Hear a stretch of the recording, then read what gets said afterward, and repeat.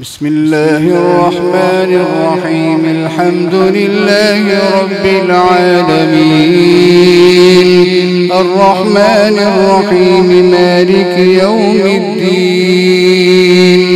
إياك نعبد وإياك نستعين، اهدنا الصراط المستقيم، صراط الذين أنعمت عليهم غير المغضوب عليهم ولا الضالين.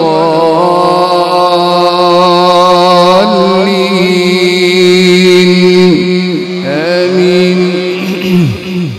ولقد أهلكنا ما حولكم من القرى وصرفنا الآيات لعلهم يرجعون.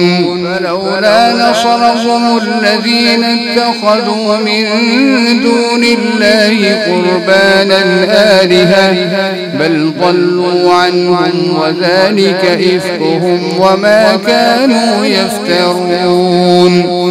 وإذ صرفنا إليك نفرا من الجن يستمعون القرآن فلما حضروه قالوا أنصتوا، فلما قضي ولوا إلى قومهم منذرين.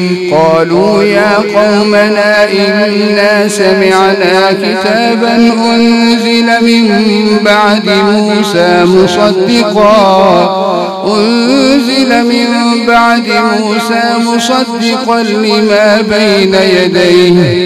مصدقا لما بين يديه ولتنذر أم القرى يهدي إلى الحق وإلى طريق مستقيم. يا قومنا أجيبوا داعي الله وآمنوا به يغفر لكم من ذنوبكم ويجركم من عذاب أليم. ومن لا يجب داعي الله فليس بمعجز في الأرض وليس له من دونه أولياء، أولئك في ضلال مبين. أولم يروا أن الله الذي خلق السماوات والأرض ولم يعي بخلقهن بقادر على أن يحيي الموتى، بلى إنه على كل شيء قدير. ويوم يعرض الذين كفروا على النار قال أليس هذا بالحق؟ قالوا بلى وربنا.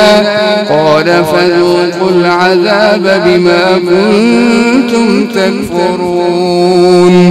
فاصبر كما صبر أولو العزم من الرسل ولا تستعجل لهم، كأنهم يوم يرون ما يوعدون لم يلبثوا إلا ساعة من النهار بلاغ فهل يهلك إلا القوم الفاسقون.